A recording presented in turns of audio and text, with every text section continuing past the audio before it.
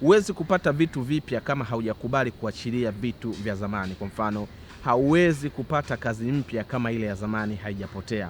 Hauwezi ukapata tabia mpya kama wewe haujaamua kupoteza ile tabia ya zamani. Na neno la Mungu kwenye Biblia liko wazi kabisa, linatusihi na kutusisitiza kuwa tunatakiwa kuchukua maamuzi na kusonga mbele na kuanza upya. Tutakiwa kujihukumu.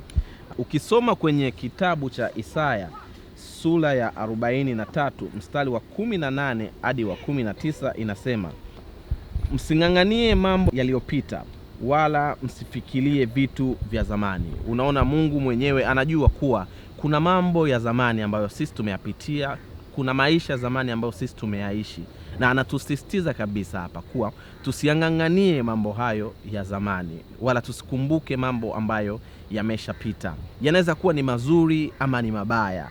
Unapoanza kukumbuka the moment zilizopita kwenye namna mbaya, inakuwa ni shida sana. Labda wewe unazikumbuka kwenye namna nzuri, huenda unazikumbuka kwa ajili ya ushuhuda ama unazikumbuka kwa ajili ya kujifunza.